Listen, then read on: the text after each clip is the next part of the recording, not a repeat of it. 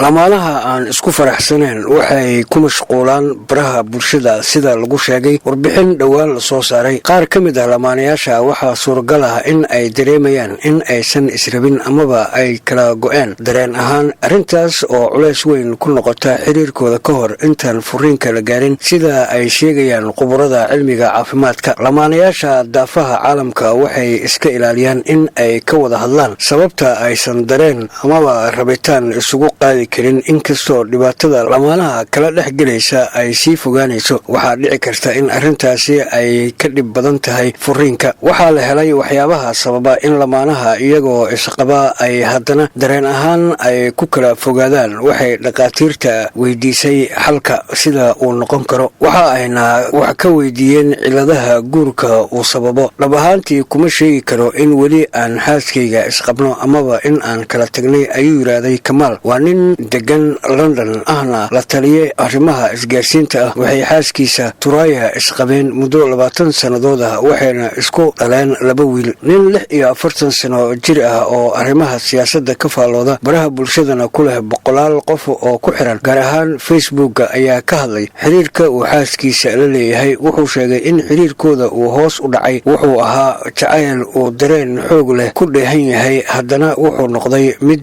is-xushmayn oo keli ah ku kooban, sida 2 qof oo meel iskala shaqeeya oo kale. waxay arrintaasi bilow noqotay markii uu dhashay wiilkeena curadka ah. waxay u muuqatay in israbitaanka iyo dareenkii isku keen xirayay uu meesha ka baxay. arrintaasina weli way taagan tahay, ayuu yidhaahday. waxaan isku dayay in aan cudurdaar u sameeyo markii ay go'aansatay in meel gaar ah ay seexato. xitaa bilo kadib markii uu wiilka dhashay, waxaan dhahayay waa isbeddelka hormoonada amaba dareen niyadeed oo ka dhashay foosha. waxaan la tashaday dhakhaatiir, gaar ahaan markii aan arkay in xaaladda ay sii xumaanayso. markii uu dhashay wiilkeennii labaad, waxay noqotay qof aan rabin in wax dareen ah amaba rabitaan falgal jinsiyadeed ah uuna dhex maro. Kamaal wuxuu xusuustay xitaa mar ay weydiisay in uu joojiyo u dhaqanka sida qof qaangaar ah markii uu damcay in uu kala hadlo jacaylka amaba romantiga uu u baahan yahay. markii aan isku dayay in aan u dhowaado, waxay igu tiri waxaad u baahan tahay in aad u dhaqanto sida aabbo oo kale. hadda Turaya waxay la tahay in ay tahay xaas wanaagsan maadaama ay si wanaagsan u daryeesho carruurteeda, guriga iyo xitaa muuqaalka qoyskeeda. waxay haysaa shaqo aad u wanaagsan hooyo ahaan iyo shaqada gurigaba, laakiin intaasi ayay ku soo koobtay howlaheeda.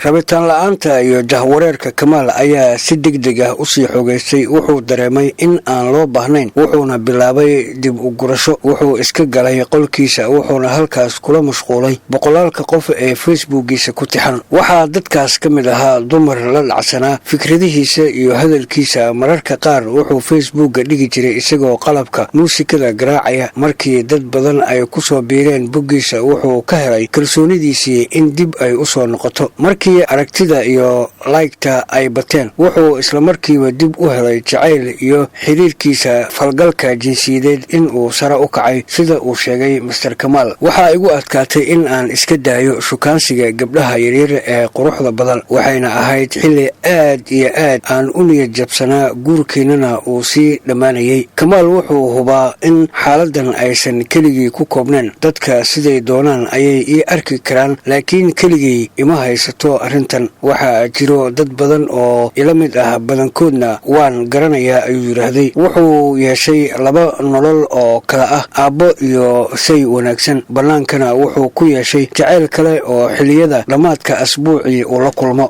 haddii uu cudurdaar u yeeli lahaa xaaladda Kamaal, waxay u wanaagsanayn in si shaac ah uu uga hadlo xaaladda uu xaaskiisa kala kulmayay, sida uu qabo Xamiid Al-Haashimi oo ku takhasusay cilmiga bulshada. waxay ahayd in xaaskiisa uu u sheego sida ay xaaladda noqon karto haddii aan waxba laga qaban, ayuu yidhaahday Al-Haashimi. alaaba arrinta ugu wanaagsan waa in la helo qof dhexdhexaad ah. xaaladda in lamaanaha ay isu tanaasulaan, in ay iska caawiyaan xalinta khilaafka iyo qaladaadka, iyo in aan la sii xoojin arrimaha sababaya in la kala fogaado. Al-Haashimi wuxuu ku adkaystay in labada qofba uu qalad ka dhacayo. xaaska waa in aysan dayicin rabitaanka iyo dareenka saygeeda. waa arrin dabiici ah oo labada qofba ay rabaan, kalgacaylkana ay sii xoojinayaan. amal alxamiid oo ah dhakhtarad ku takhasustay arrimaha qoyska waxay sheegtay in ay muhiim asal ah ay tahay in dadka ay iska joojiyaan hadallada la midka ah waan samaynay wax kastoo xalka uu ku jiray ee la samayn karay wax ujeeddo ah kama dhalato in dhibane la iska dhigo oo qof kale la eedeeyo ayay tidhaahday waxay ku talinaysaa in arrimaha wanaagsan lagu fikiro xitaa haddii ay yihiin waxyaabo hore ee laga soo gudbay iyo xilliyada ay maareeyeen in xaalad degdeg ah ay la soo gudboonaatay ayna xal u heleen qof kasta waa in uu muhiimadda saaro sii wadidda xiriirka wanaagga waa in uu faafo ayay hadalkeeda ku sii dartay mitra iyo rustam waa lamaane ku dhex jira da'da afartamaadka waxaa la nool labadooda gabdhood 10 sano ka hor mitra waxaa ku dhacay kansarka naasaha iyo midka ilmagaleenka waxaa laga jaray mid ka mid ah naasaha waxaana laga saaray ilmagaleenka iyo ugxansidaha waxay arrintaasi aad u saamaysay awooddeeda waxaana ku batay xanaaqa wuxuu qalliinkaasi meesha ka saaray dhammaan dareenkeeda rabitaan sida ay sheegtay daaqadda keli ah ee nolosha iiga furan waxay dhex martaa gabdhahayga oo keliya way aamini weyday markii saygeeda uu xaas kale raadsaday markii ay ogaatay waxa uu samaynayay waxay ku qasabtay in iyada iyo haweenayda kale uu kala doorto iyada ayuu doortay isagoo ka baqaya in gabdhihiisa uu waayo haddii xaas kale uu doorto haddii isaga ay ku dhici lahayd waan la joogi lahaa noloshayda inta ka dhiman guurka micnihiisu wuxuu yahay in la isla noolaado xilliga wanaagsan iyo wakhtiga xunba ayay tidhaahday weli waxay mitra qarsan tahay in aysan buuxin karin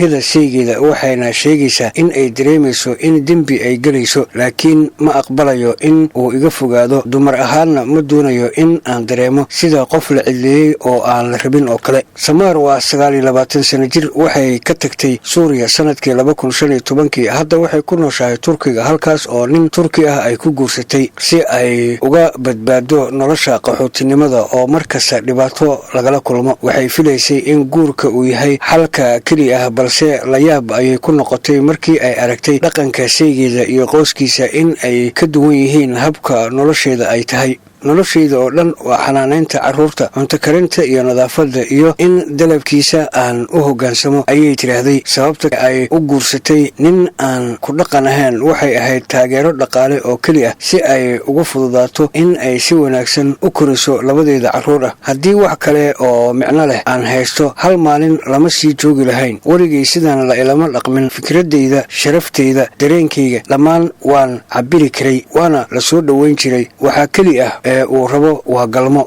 ruuj oo ka soo jeeda airbil waxay sheegtay in aabbaheed oo 60 sano jir ah uusan hooyadeed oo 47 sano jir ah la seexan muddo 10 sano ah hooyadeed way og tahay in aabbaheed uu si qarsoodi ah u qabo xaas kale balse waxay door biday in xaaladda oo dhan qarsoodi ahaato ma doonayso in ay gundhig uga dhigto xanta ilaa xaaladda ay ka soo shaacbaxayso aabbahay waa nin taajir ah waana sababta oo keli ah ee keentay in ka badan 30 dumar ah ay u ogolaadeen guurkiisa hooyaday waa qof adag oo dhaqaale ahaan ka madax bannaan aabbahay laakiin ma doonayso in ay hadasho amaba ay furiin weydiisato si ay sumcaddeenna wax ugu dhimin waxay doonaysaa in sharafteeda ay dhoorto ayay tidhaahday mrs ruuj hooyaday ma doonayso in tallaabo sharci ah ay qaado sababtoo ah ujeeddadu waa in dumarkaas kale lagu qabto sidaasi sirta ah weligood alxamiid oo ah dhakhtar ku takhasusay cilmu nafsiga waxaa u muuqata in lamaanaha ay doonayaan xalinta arrimaha u dhexeeya haddii midkood uu yaso midka kale amaba uu ku xadgudbo xaaladda way sii xumaanaysaa oo keli ah waa in si furan ay isula hadlaan oo aysan wadaagin erayo xun haddii aan sidaa la samayn xaaladda way ka sii daraysaa sida uu alxaamid qabo mararka qaar ayadoo hal qof uu ku dayayo xalka in midka kale uu ka shaqeeyo sii adkeynta xaaladaha iyo jahwareer mar kasta oo la isku dayo isbeddel si dhibaatada loo xaliyo lamaanaha waa in ay bartaan sidii wax kasta loo xalin lahaa marka ay taagan yihiin waxyaabaha khatarta ah waa in ay si joogto ah